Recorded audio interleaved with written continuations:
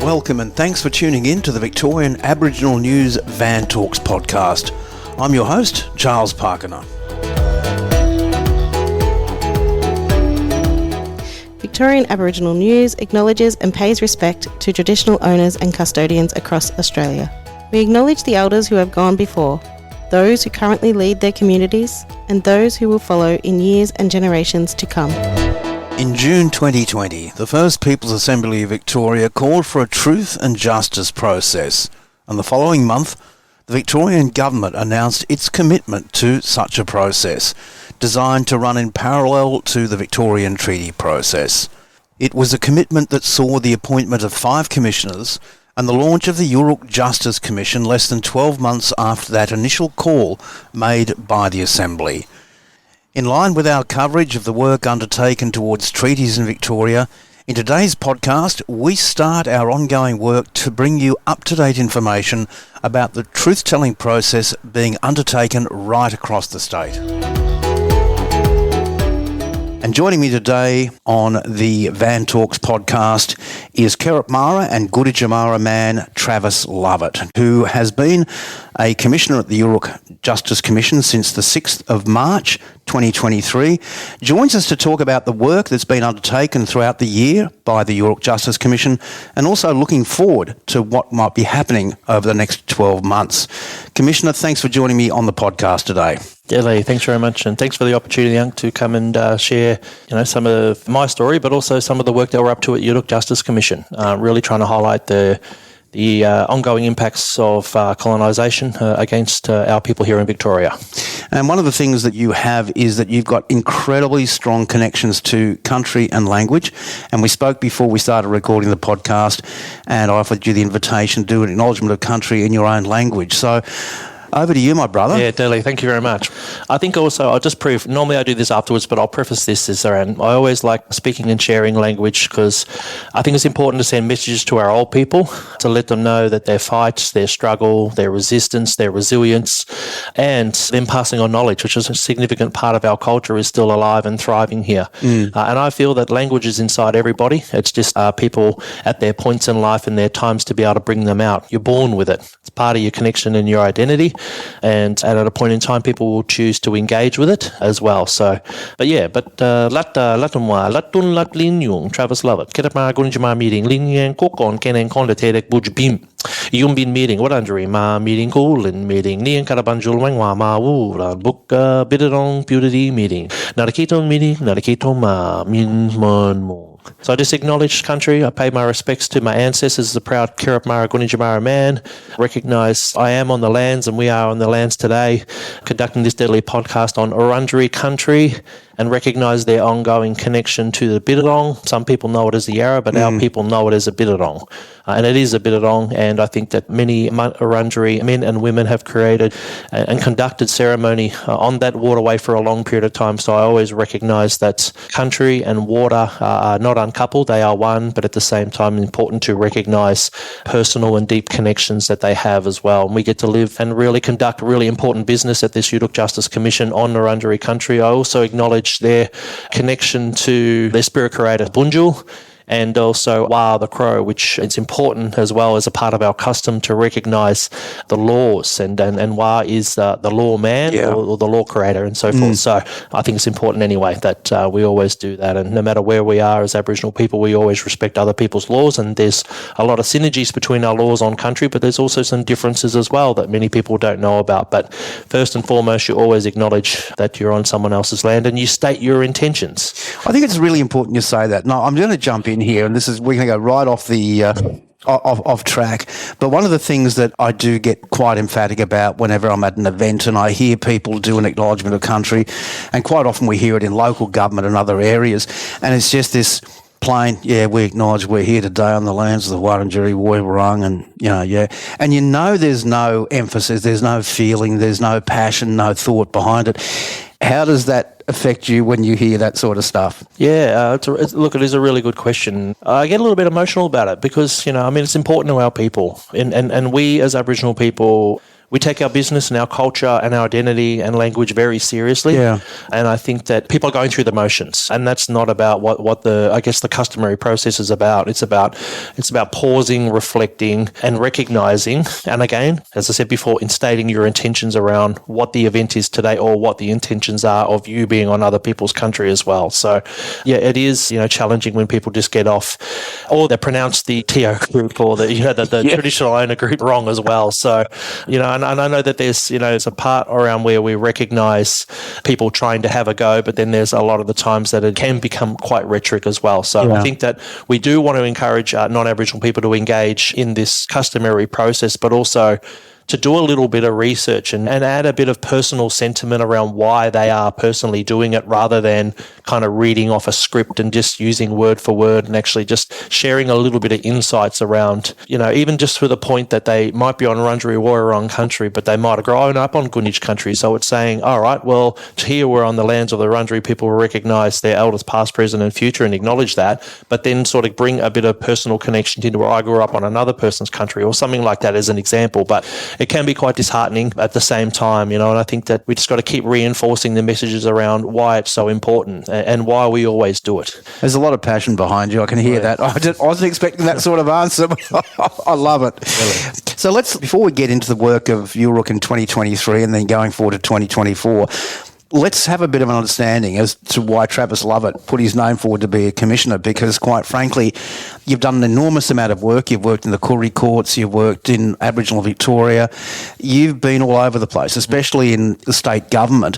What was the tipping point for you to decide this is something that I'd like to investigate, becoming one of the commissioners? Yeah, it's a really, really great question. I mean, you just talked about a number of things. I think having the experience around first working at VAI in education, working in the education sector, a little bit in health, mainly in social policy like justice and natural resource management. So kind of just wanting to really pick up on the skills that I gained in working with my people in the community, or Koori orgs as we call them, or Aboriginal organisations or ACOs, to also utilising the skills and expertise that I was able to acquire when I worked in government at many different levels, and feeling that you never think you're ready.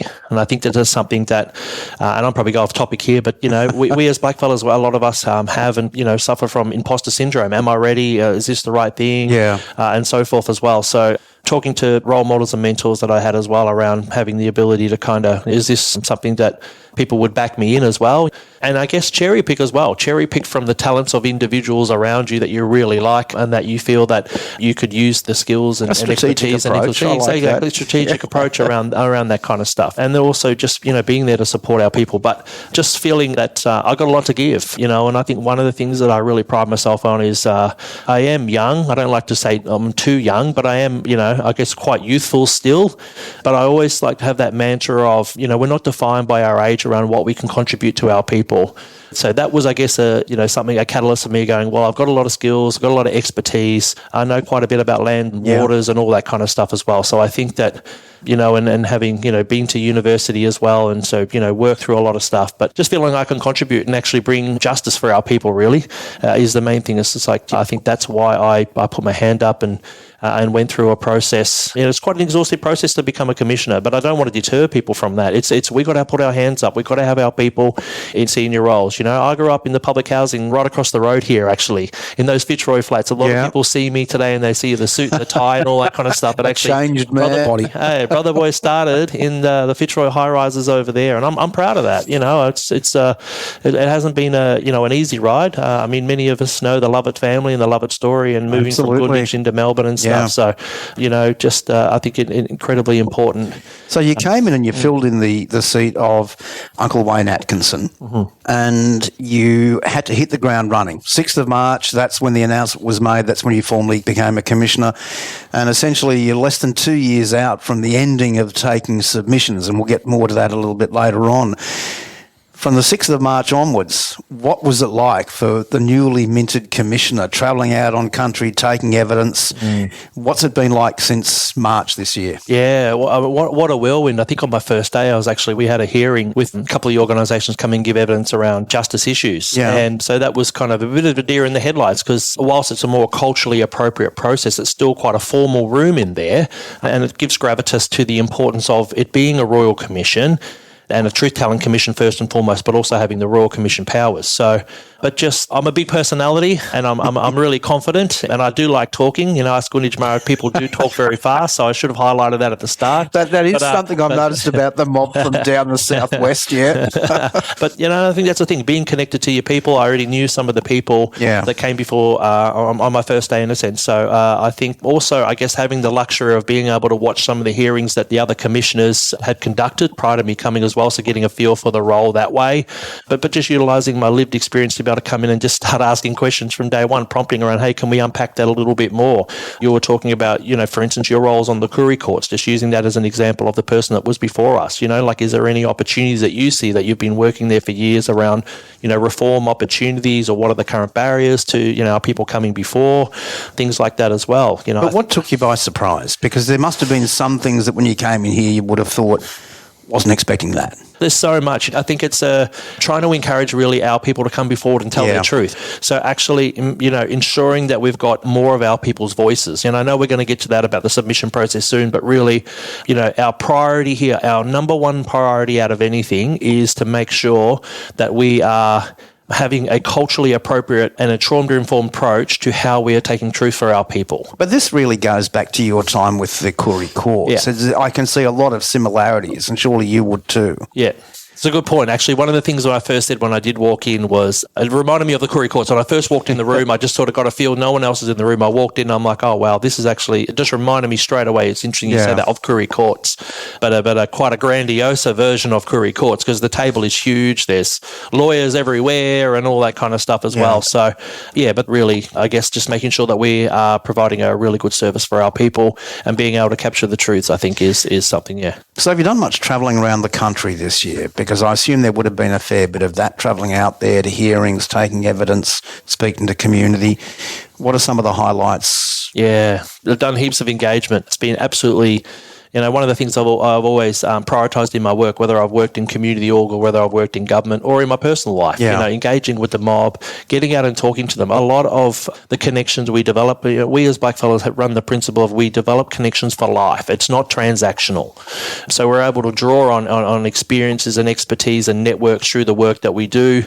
As well, I feel that I'm pretty honest and straight out and transparent with people as well. So, where you stand with me, but also, I'm a really good listener. And I think that's something that, again, I've prioritised building relationships, longevity. So where are some of the places you've been that really stick to mind? Yeah, totally. I mean, we've been up on the Murray country, and I think a lot of people in the traditional owner space, government sort of version of the registered Aboriginal party. So we've met with a number of registered Aboriginal parties, but one of the things I'm really proud about in the work that we've been doing as well is meeting with them, but also the non-registered Aboriginal parties, the likes of Wamba mob, the likes of Waddies and the Tatties, Monero mob. We were just down there a couple of weeks ago. So really, I think I've been nearly everywhere in the state, really trying to get out and talk to as many people who want to meet with us. There's no caveats around who can come forward.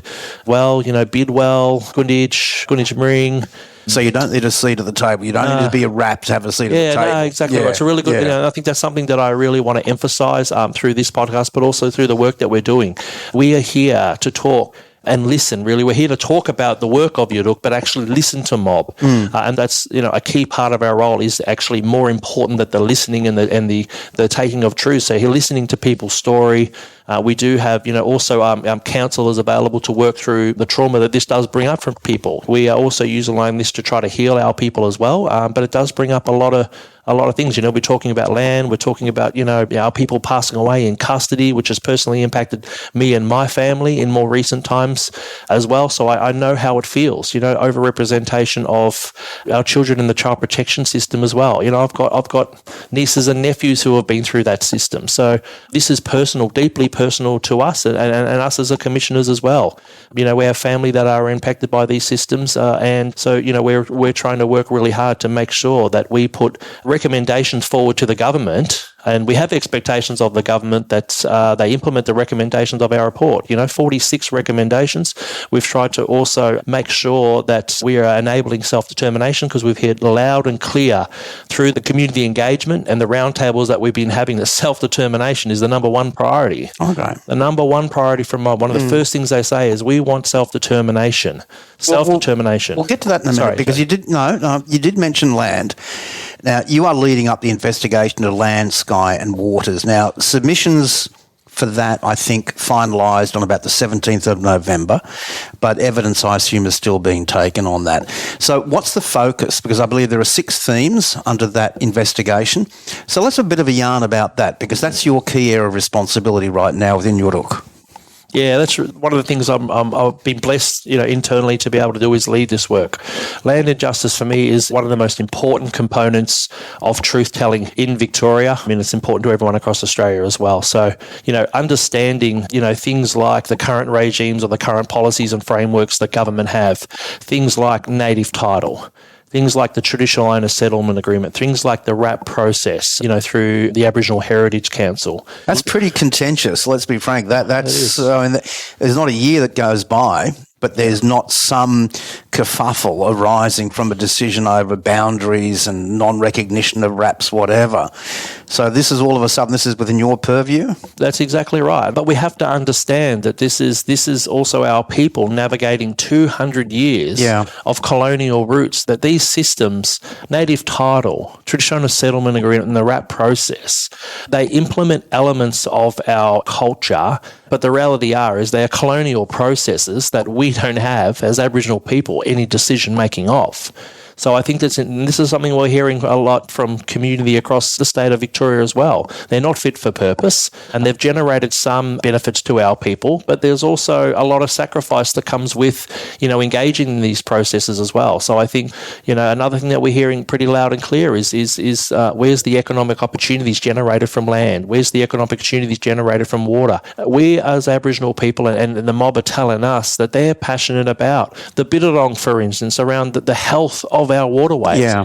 So it's not just about economic development. We as mob, and we've heard this loud and clear, is that we don't look at things purely from an economic lens like a lot of people in society do. We first look after caring for country, culture, health of lands and waters and people and so forth as well. So again, coming back to 200 years of destruction, devastation, and cultural deprivation of the landscape is what we are actually talking to community about, and we're encouraging community to come forward and share their truths about particular places, sites, whether it be boundaries, whether it be aspirations as well.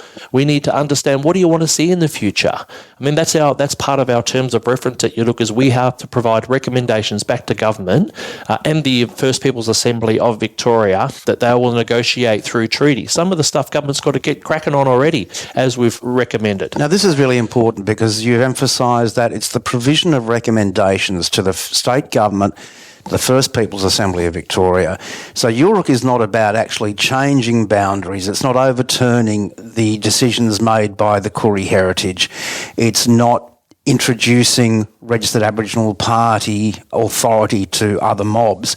It's about collecting the information, isn't it? That's exactly right. We're not here to prosecute any boundaries or any decisions. Yeah. But I do want to be really clear that we do have the authority to question the processes that lead to the determinations. So there's a just clear distinction there that, yes, distinctions have been made or decisions have been made about those boundaries and authority to speak for country. I want to be clear that we're not looking and investigating that, but it's actually about the system, the process that we put our people through to be able to ultimately determine that, for them to be able to, as non-Aboriginal people and decision makers, determining on who the right people are for country and so forth. So we can make recommendations around processes, around how to improve processes, but also identify new and innovative ways that work for our people, our culture, our identity, and our cultural protocols, what we call LORE. Yeah. We are constantly in the constructs of 200 years of colonialism around LAW that continually articulates a hierarchy over our LORE.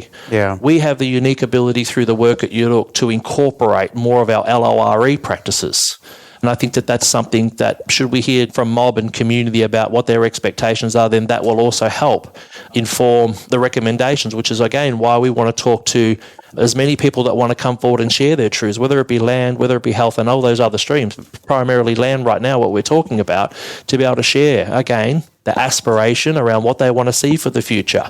Our people have been held in, again, the colonial process for so long that a lot of our people are only thinking about the current barriers to that situation. So when we say to our mob, like, oh, okay, well, what do you want to see in the future? A lot of them are still We can identify issues because that's, as a people, we've been held in that space around issues to identify issues rather than what the solutions are. So what's next for the Land, Sky and Waters area of investigation? Yeah, it's a really good question. So we continually are going out. So whilst we've been extensively going out and engaging across the state, as you said before as well, our submissions have closed, but we have extended, I guess, a few people have written in and asked for an extension as well. So, but we are really trying to, make sure that we collect as much evidence, and that can be done through written submissions. It can be done through the round tables that we're holding and people coming forward as well. So I think that really utilising that process to be able to gather information, we are still, as I said, continually going across the state and meeting with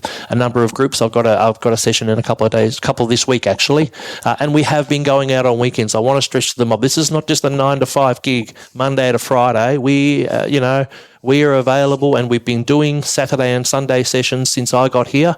And I can't talk for Bill because I wasn't here, but since I've got here, we've had a number of commissioners out on the weekends doing stuff as well. So we are really keen to go and meet with the mob on their terms, on their country, or the ways that they need us to be able to gather evidence and information. We've also got our truth receivers as well, talking to mob, continually gathering evidence and truths across the state as well. So I think that going and talking to community more about that. Also early next year, we'll have some, we still haven't locked in the dates yet, but we will have some government accountability hearings as we did for criminal justice and child protection. So what will they look like, those government accountability hearings? Yeah, so this is where we bring ministers forward, key ministers that have decision-making power and authority over the portfolios, things like, water, things land and so forth, just using the land justice as an example. So, asking them to come forward and answer a number of questions. Would you be bringing forward, though, past ministers? Because obviously when you look at the First Peoples and Treaty Minister, we've got Natalie Hutchins. Now I know she was involved previously as well. But what about Gabrielle Williams? What about Gavin Jenkins? Those people have held that portfolio really for the past decade or so together. Would you expect to be bringing those in there as well? Look, as we're gathering evidence from the community as well, and the mob and traditional owners across the state, we are, I guess, still planning on who we'll bring forward. But what I do want to make clear to mob listening in and community anyway is that we have the ability to also call back previous ministers. As a Royal Commission. As a Royal Commission. We've got the powers to compel, but also, most times when we have requested a minister or a senior bureaucrat come, they have, openly come as well. So we do have the powers to be able to do that. And if community across the state are really asking for, and identifying key moments in history that have really, or decisions that have really impacted on their ability to gain access to, to culture, country, and so forth, we'll be able to, consider what our approach would be to bringing previous people back. So I'm not saying we're going to do that, but what I'm saying is we have the ability and the authority and the power, to use a non-blackfella word, power to actually be able to bring people before the Commission.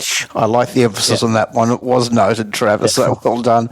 Now, we've only got a couple of minutes left, but I do want to ask about the fact that we've got, right now, as of publishing of this episode, we've got about 12 months until its cut-off date for the collection of submissions and the giving of evidence. So what would you be urging community right across Victoria to start considering? And we're talking about Aboriginal and non-Aboriginal community. Yeah, I think come forward and share your truths. I mean, for our people as well, there is, a lot to be said. And I think that I just really want to encourage people to be able to, engage with us and come forward and share their truths as well. Talk to some of the other mob about some of the other people that have been before, us and talk about the experience. But really, we do, again, we are trauma informed, and we do have counsellors available to be able to, engage with people should they want to engage with that level of that service, to be able to help them through the process. We've got truth receivers out there promoting all the work that we're doing in Yoorrook. This is our people's chance, the first chance that we've had to be able to put our truths on the public record. This is not Victorian truths in the context, Aboriginal truths. This is the true history of Victoria. We have to be really clear on that because it's not, and I think that's something that I keep emphasising as well. The true history of Victoria, engaging non-Aboriginal people as well. Some families have been able to build, generate a lot of wealth from our country, our people's country across the state as well. So, and there's been a lot of trauma, whether we're talking about sorry business sites or massacre sites, whichever way you want to articulate that, or, pastoral lands and so forth as well, about what they've been able to do with the land that was taken from our people. But them coming forward as well, we're encouraging non-Aboriginal people to come forward and share their truths around their families' contributions to the impacts of colonisation on our people as well. And people shouldn't be scared to engage in this process. We're encouraging people to come forward and share the true history of Victoria because, again, it's incredibly important. It's our people's first time to be able to put our truths, that truth, on the public record. And what we will do is on the website, the Victorian Aboriginal News website, we will provide links to the Yoorrook Justice Commission's website where there are full details on how to provide submissions and provide evidence as well. Commissioner Travis Lovett, thank you so much indeed for your time. Certainly, and thanks for the opportunity again to come and share some of the work that we're doing in Yoorrook Justice Commission. And in my language, or in our language, the Wurundjeri language, we say Wurruk, which means for now. We never say goodbye in Aboriginal culture because we always see each other again in the future. So, Wurruk. For a full transcript of this interview, visit the Victorian Aboriginal News website at vicaboriginalnews.com.au. Until our next episode, stay safe and stay informed.